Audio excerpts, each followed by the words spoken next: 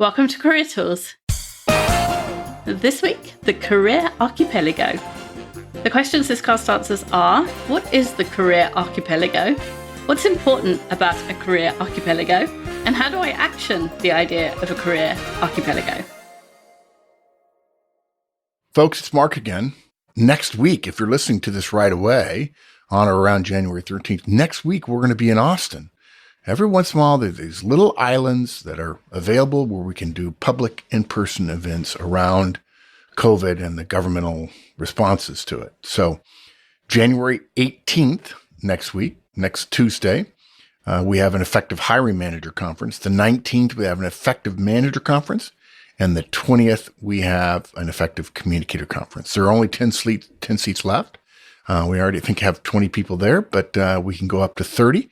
And generally, the bigger the conference, the more interchange there is. And so that's exciting for a lot of people. So join us January 18th, 19th, or 20th, or all three, if you like, for an in-person public conference in lovely Austin, Texas. I think archipelago is one of my favorite words. It's definitely in the Groovy Words list, which is a list that me and my friends created like 25 years ago. I like it. The best thing ever. An archipelago is a string of islands in the ocean. I had to go look it up because I sort of remembered that from geography, but not entirely. So it's it provides a perfect metaphor for your career because you have a string of jobs in an ocean of possibilities. And between those jobs is the bridges, the transitions between jobs. And that's what we're going to talk about today. How do you get from one island to another? And why is that the wrong question? Yeah, so our outline for today is we're going to explain the Career Archipelago. We're going to talk about get results in this job, the job you're in now, and don't burn bridges. It's perfect. Okay, so what is a career archipelago? So I just said that the definition of an archipelago is a group of islands closely scattered in a body of water. Things like Japan is an archipelago. I can't remember, there were some others that I looked up, but they all tend to be very close to each other. You could swim from one to another in some cases. In some cases, you wouldn't want to because there's sharks, but you can definitely build a bridge between them. Yeah, you could use a boat to get between them. They're not so far apart that they would be countries of their own. Right. And each one of these islands in the metaphor is a job that you've held. So if you think about an ocean, that's the entire sort of job market, and these islands are the jobs that you've held, the ones. And then the bridges, or the boat, or the swim, is the transition between the islands. So we're going to use bridges for the rest of this cast because we're going to assume that some smart engineer has worked out how to build a bridge between all of the jobs that you have. And there's a bunch of things we can do with this metaphor, but the really important thing is, and the thing that we want you to take away from this cast is it's not the bridges that are important, it's the islands. Yeah, and this is, I mean, when we think about our careers, I mean, that's what we think about. We think about the transitions. Yeah, like career planning is transitions. How do I get from here to here? Right, exactly. And we think about this as, I would imagine it's probably because there's so much mental energy used, when you're actually doing it, when you're trying to, decide, is this the right move or whatever. And so we think about those transitions when we think of our career. We think about how we get from one place to another, but we don't think about the important thing, which is the jobs. Those are the islands in this metaphor, right? And that's what we're going to talk about today. What is really, really important? And that's the islands, not the bridges. What goes on your resume? Not the bridges, the islands, right? What do you tell people that you're proud of? Not the bridges, the islands. Where do you spend most of your career? Not on the bridges. Yeah. Right? Yeah, if you change jobs every 2 years and it takes you 3 months to change jobs, then I can't do the math. You know what the math is. But there's only a quarter of 1 year, so there's an eighth of the time spent on the bridge compared with 2 years on the island. Exactly. So the focus ought to be on the islands. And so the better you perform in the job you have, the bigger your island gets. And the bigger the island is, the smaller the bridges need to be. If you think about being the Netherlands and claiming land and terraforming the sea, which is what they did to get a lot of their land. That's what you're doing. And the more that you can add to your island, the smaller the gap is between you and the next island. And even better, if you get better results in a job, if you perform well in the job that you have, you increase the strength and the number of relationships you have naturally, because you need relationships to be performing in that job. And those relationships will help you with the bridges later. Yeah, those relationships could lead to more bridges, stronger bridges, right? I mean, we can really kind of extrapolate this analogy to the nth degree because of that. Yeah, it's exactly. Good. Yeah. The vast majority of questions that we get about careers are about transitions, are about the bridges. People who write into us, they want to know, how to write their resume, maybe get a second glance at their resume, what to put in a cover letter, how to get an interview, how to manage the whole offer process, and so on and so forth. The vast majority of people that are asking are in a transition.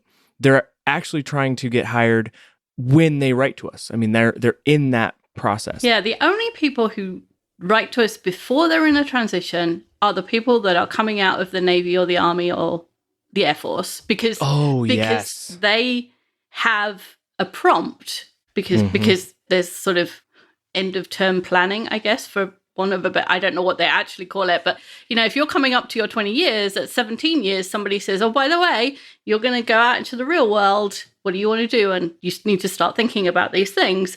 And because they get that prompt, we sometimes hear from people at 2 years out or 3 years out. But for everybody else, it's always, I left my job. I'm leaving my job next week. I have an interview on Monday. Please don't send us things on Fridays that say I have an interview on Monday, because it just stresses me out. But it's always, I'm already in this process. Help.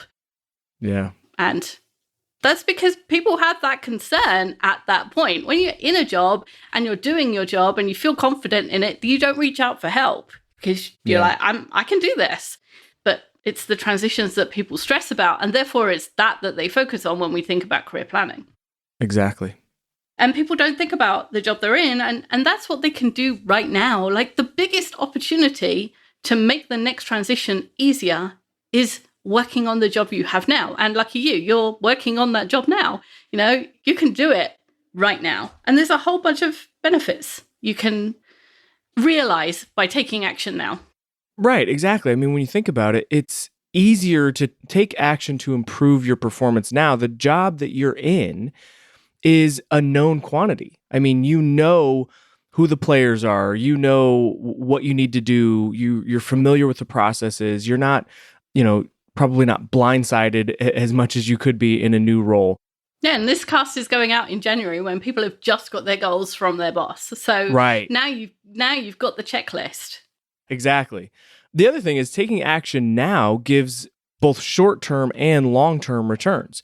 Making changes now gives you benefits. Of course, now you should see, realize some results now, but at that next transition, you'll see potentially long-term results. You'll see more accomplishments on your resume, more things that you can share, wins, successes. Yeah, absolutely. Yeah, and if you do something now and you get a salary bump because of the work you're doing now, that's awesome. If the alternative is to wait to do anything until you're in the transition, you've just missed out on something you could have had that salary bump. Yeah. Taking action now actually also gives you better feedback. You'll know whether the changes you're making are actually having an effect if you're seeing those results, rather than waiting a couple of years for your next transition to know whether you did the right thing. Right. And it's less effort now. Yeah. It's like running a marathon. If you did the training a little bit every day for a year, the marathon would be easy. If you try and cram all the training in the 2 weeks beforehand, it probably is going to be a miserable experience. So in the same way, you can do a little bit every day or a little bit every week to increase your performance. And you can do a little bit every week to make the transition easier. For example, if you set a goal to clear all the tickets that you've had, let's say you've got 20 outstanding tickets and nobody cares about them because they've been outstanding for 2 years and they're just annoying. And you decide, okay, I'm going to clear those in 6 months. you can do 3 a month, and you can put those 3 a month on your resume. And at the end of 6 months, you can say, cleared 20 outstanding tickets by whatever you did to clear them. So you've got that piece for your resume, and you've done a little bit every day towards something difficult, which is so much easier than trying to do it all at once. Oh, absolutely. And I like the point that Wendy put in the cast here, which is fantastic. I mean, the more effective you are in your current role, the better you are, the shorter your bridge to the next role becomes. I mean, the bigger your island gets, the closer you are to other islands, the shorter of a bridge you need. And if you are really, really good, they'll send a boat for you. You may not even need a bridge. I love it. That was Mark's. So he got that I love perfect. But I did the same thing. I was like, oh my gosh, that's perfect. Yeah, if you That's are so that good. good, they're going to send a boat for you, which is absolutely true. You know, especially in big companies, you hear of people, you know, oh, there's a job opportunity. Yeah, but they've already filled it. They're just advertising because HR told them to. They knew who they wanted. They went down there and said, hey, do you want this job? And that person said yes. And now it's just a fait accompli. And the reason they want that person is because they know about that person's performance. Yes, exactly. And it happens in other companies too. It can happen externally as well. If you're working with a supplier or a vendor, or if you're working as a consultant, or even if you're just, you know, working, competitors will hear about you as well. You know, when I was a recruiter, we would get the newspapers, because it was like 100 years ago. We would get the newspapers every Friday with the jobs in them. And we would phone the other agencies and ask them about the jobs they were advertising to find out which agency got that job. Because we all wanted the jobs, because you only make revenue if you have the jobs. Yeah. And sometimes every time you spoke to somebody or every time you called, it was the same person who had got all the jobs. You know, you'd phone a company and they'd say, oh yeah, you know what? We're working with this agency and this person. And you would find out that there was one person absolutely killing it. The market was small enough that we knew. And my boss would say, who is it that's killing it? Because we can offer them. And he would then call them and say, hey, I got a better offer for you. And recruiters, if you don't know, are salespeople. And if they get a better offer, they'll move. So yeah, it absolutely happens in outside companies as well. I have an example of that too. Sometimes it depends on other people, right? I mean, if other people make a transition, I remember moving to a new job, and the first opening I had, I reached out to 2 or 3 people that I had worked with that had worked for me in the past, and I knew they were really top performers. They were strong performers. And this may not necessarily have been a perfect transition for them, but their bridge got shorter because they were really good in that role. Right. This is, you know, I mean, and, you know, it worked out really well for them. And so it worked out really well for me too, because I had someone I already knew, I already trusted. They were light years ahead in terms of relationship building. Yeah. And just from being really good at your job. It's amazing. So, and when you're ready to switch job, you absolutely need to know about how to write your resume and how to answer interview questions and how to accept an offer, all of that stuff. The bridges are important when you're actually thinking about changing jobs. But too many people only think about the bridges and they never think about the island that they're on. What we think is 90% of the time you're thinking, when we talk about career planning or careers, you're thinking about the transition. And what we want you to do is think 10% about the transition and 90% about the job that you're in right now. Folks, this really isn't an ad so much as a sort of a customer service announcement. No, that might be an ad. And that is, I've just signed a deal to do a second edition of my first book, The Effective Manager book. It should come out sometime this year. That means a couple of things. For one, first of all, the book will be revised and expanded to include remote work, COVID, pandemic issues, the vaccine. We had a very popular podcast recently called The Manager and the Vaccine. And when it comes out sometime this year, the first edition of the book, which you can still get both at Amazon or from us if you want a signed copy, those will no longer be available. They're going to take out of print the first edition and replace it with the second edition. So if you want a first edition, you can go to Amazon or other booksellers, or you can come to us for a signed copy, and we'll let you know when the new second edition of the Effective Manager book comes out. Our next point on our outline is get results in this job. Thinking about transitions and bridges causes us often to take our eyes off of what we're doing now, like Wendy said. One example we often see is technical people who want to get a role as a project manager. And this is one time where the tragedy of the welder story will help. If you haven't heard it, the tragedy of the welder is a story of an exceptional welder who is promoted to manage the rest of the team of welders based on his ability to weld. He was a really good welder. Unfortunately, what made him a great welder isn't what makes for a great manager. And so after he's promoted, he's miserable because he doesn't get to weld anymore, which is what he does and does well. And the team suffers because he's not a great manager. Yep. And in IT teams, right? Like we think of how this translates in normally, sorry, just to make that clear. Yeah, normally this story is about promoting people who are good at the job that they're doing and not being good at managers. And that's what happens to a lot of people. And that's why they're bad managers, because they're not prepared and they don't really want to do it. They want to be whatever they were. In this case, we're going to work the same scenario backwards, and it actually ends up well for you if you're the welder. Right, exactly. Yeah, there's a different focal point, right, on the same story.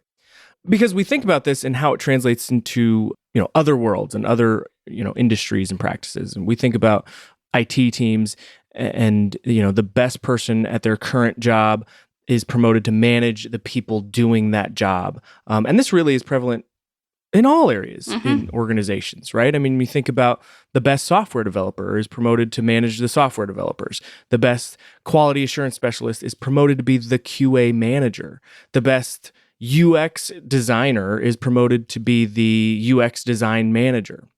Sometimes this works, but more often you end up with someone who isn't really great at managing, even though they were great at their former job. They were really great at X. But what we're saying here is, to Wendy's point, not don't prepare for the next role.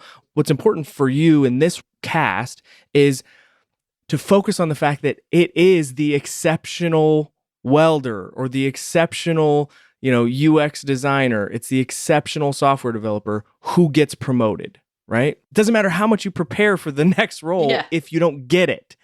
Right. And that's the point of this cast is it is the person who is the best who gets promoted. And so you can't be the best at what you're doing if you're not paying attention to it. If your eyes are not on the current situation that you're in, the island you're on. Right. So if you're worried about the horizon and not building your island, you may not get to the next island. And you may trip over something that's right in front of your feet. So what we see in IT specialists who want to become project managers is they go on a project management course. They're IT specialists. They carry on doing their day job. They go on a project management course. They read books about project management. They talk about wanting to be a project manager. Everybody knows they want to be a project manager. But because of all of the time and energy they are putting into their ambition, their performance in their current job slips.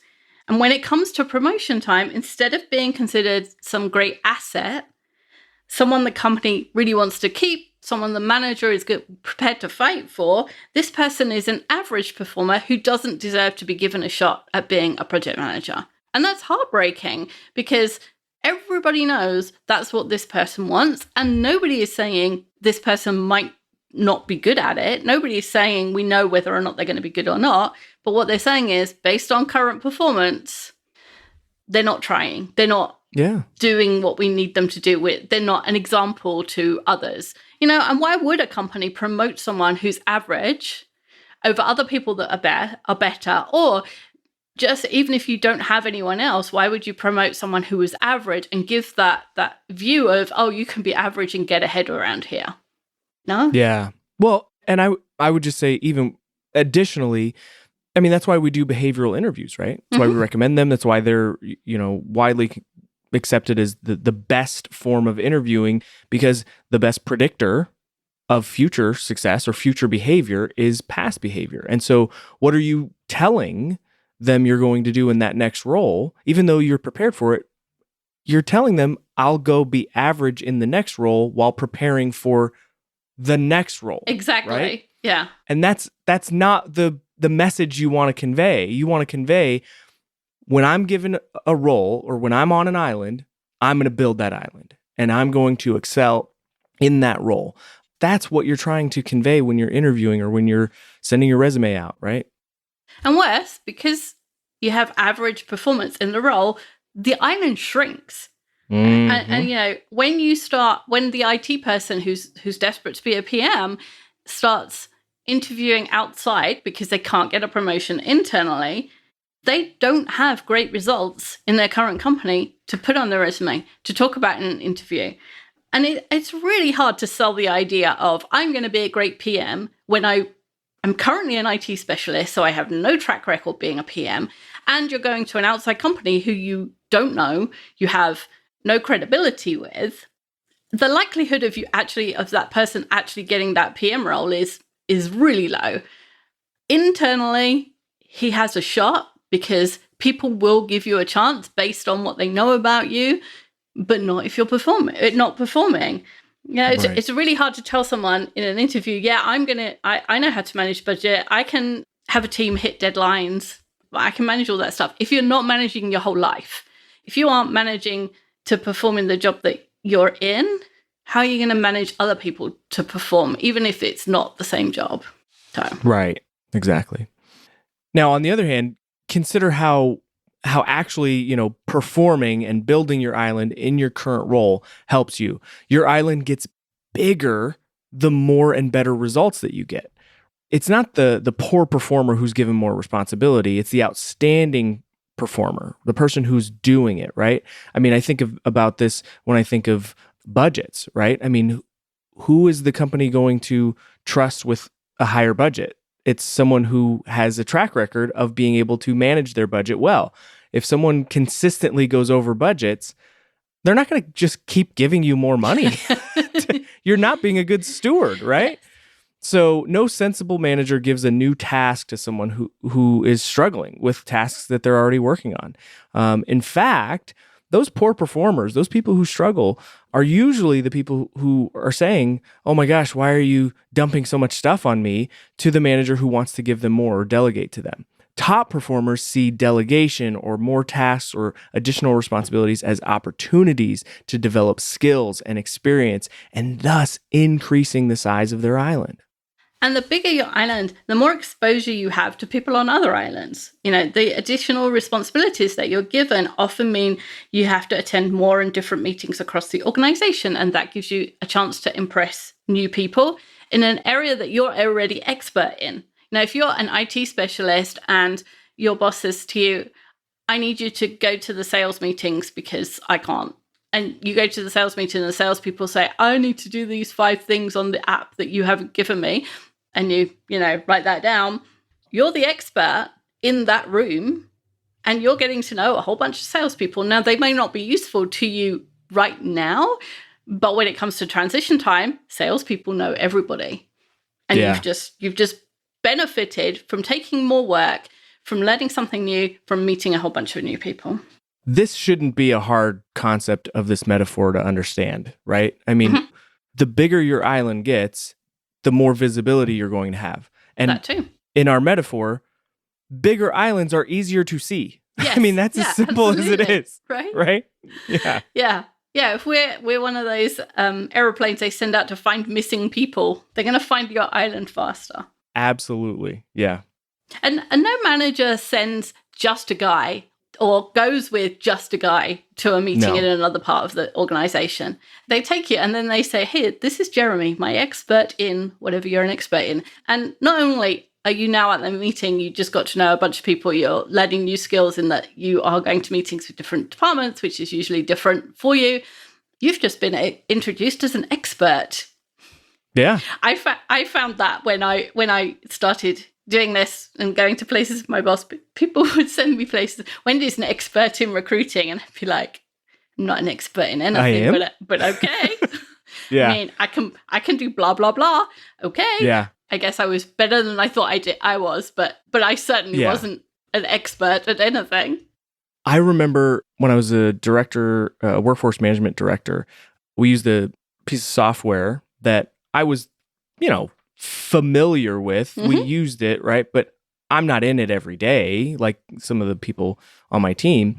And I remember I would take someone who had worked in that system and seen several iterations of that system for 10 years, to meetings, specifically meetings where we were going to discuss the capabilities of that system, right? The things that if we were going to think outside the box, what else could we use this system for? What could we do? I wasn't going to be a very helpful resource in that meeting, but guess what? This person who I brought they were the expert, and they got a ton of visibility at their level. They would never get to go to some of those meetings. I was taking them to meetings with our CFO. This was huge for them and really helped their career. And I think that that's a really, really helpful point here. And the bigger island brings you closer to the island that you want to get to, and the new relationships provide more bridges to that island. So instead of, your transition being one of those shaky wood, rope bridges that you see across gorges and you think, there's no way I would try and walk across that. Your transition is a short and solid bridge, and there's lots of people to support you crossing it. If there's 10 people on the island the other side going, yeah, we want you, come on, you can do it, then that transition is going to be way easier for you. And if that new role does need training, like going on a PM course, the company is way more willing to invest in someone who has been achieving results. And getting that training is therefore a slam dunk. It's like, oh, yeah, you've been doing also, we're going to promote you to project manager. And by the way, you need to have the qualification, so we'll send you on the course. It just becomes a fait accompli. Yeah, absolutely. And of course, this would not be Career Tools if we just talked about results and not relationships, right? We're not telling you here to just focus on results and not focus on relationships. The focus on results doesn't take away from the fact that we still need to build relationships in our careers. Good relationships make getting results easier. It's kind of this virtuous cycle, right?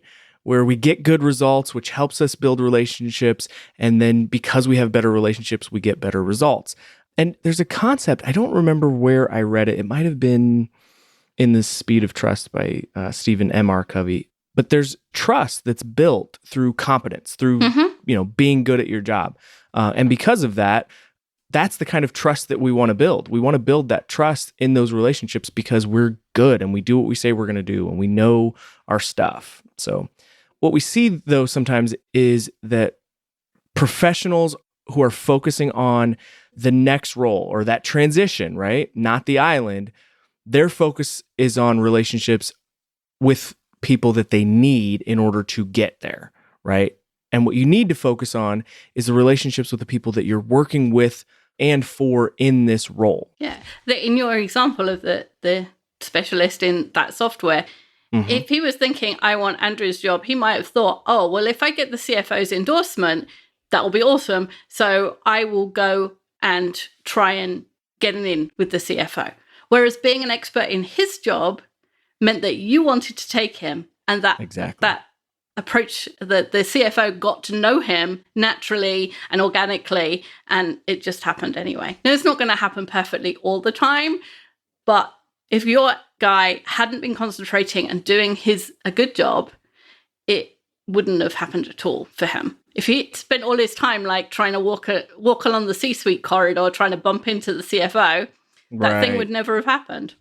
Or, and here's, I think, another way to apply what we're talking about to that specific example is that person was an expert. I mean, he was really good. He knew the software. But if he was also a jerk to me, oh yeah, exactly, or didn't, or knew he was an expert and didn't, and maybe, was a little vocal about it. And yeah. Like I can't believe you just asked me that. Well, or if he said things like, well, I mean, you should really know that stuff. Like, I shouldn't have to go to that meeting or stuff like that, right? Yeah. okay. Well, then who's not going to the meeting? Yeah. You. I'll find someone else, right? Yeah, that's a great point. Yeah, there is no point in sacrificing relationships in the short term for the ones that you want in the long term. Like, it's silly. Just build the foundation of the relationships you need now to get results now, and trust that those other ones will come. Right, exactly.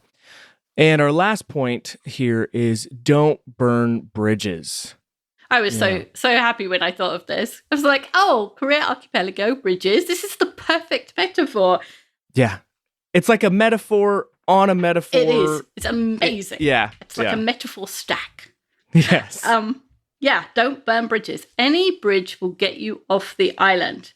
And it doesn't matter if it's the bridge you want to use or not. If there's a disaster, all you care about is getting off the island. So, if the economy crashes and you need to get out of a company because you know they're going to go under, then it doesn't matter who the bridge is, where it goes. You just need out of that island. It doesn't matter which bridge it is. Just you need to cross it. So burning bridges behind you or in front of you, any which way, burning relationships damages your ability to get off that island when you need to. Yeah. And that's the thing. When things are good, especially when we've just moved from maybe a less than ideal role and now we're in a new one, it's good, right? We have those rose-colored glasses. We forget about the things that that we didn't like or that made that last role not so great, and we think, it's never going to happen here, right? Or we think the 2000 economy crash happened, and it's not going to happen. We get 2 years out, and now we're not in a recession, and everyone starts to breathe, and then things are good for 10 years, and we start to breathe some more, and we forget that could ever happen again. And guess what? Right. It does, because economies are cyclical. They always have been. They always will be. And it will come again that you need, all the things you need when the economy crashes. Yeah. After fall always comes winter. Mm-hmm. It always happens. And this is an interesting point, right? So the idea that forgetting those things is actually a good thing. Yeah. Psychologically, right? Because it means if we didn't have that circuit where we forget about those things, we wouldn't ever leave companies, leave our houses. I mean, we wouldn't take risks, right? Because we would constantly be focusing on those things that could go wrong. So it's a good thing that we forget those things. Anybody who's had a baby would never have another one if you didn't forget how hard it was the first time. That hits way too close to home for me. Yeah, absolutely. Yes, you are right. You focus on the good things, right? The giggles and not all the diapers. Yeah. So in career terms, that's what we forget, right? We forget that, of course, as Wendy mentioned, global pandemics and, mass, recessions and layoffs and all of that things happen. But even small things like getting a bad manager, right? And, transitions within the organization, all of that stuff happens because we sometimes forget that. We let a relationship go, or we say, I'll let that bridge fall, right? And it's a very cavalier way of looking at it. But then we regret that when we discover it's a hurricane or a storm is brewing, it would have been nice to have that bridge, right? So don't burn bridges. Ever burn bridges. Yeah. In a career archipelago, it's the islands that are important, not the bridges. Performing in your current role gives you more opportunities than just building bridges off the island. Performing in your current role gives you all sorts of opportunities that make that transition when it comes easier.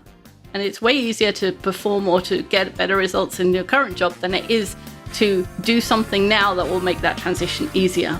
That's something else, right? Something transition based. And never ever burn a bridge because you might need it. Yeah.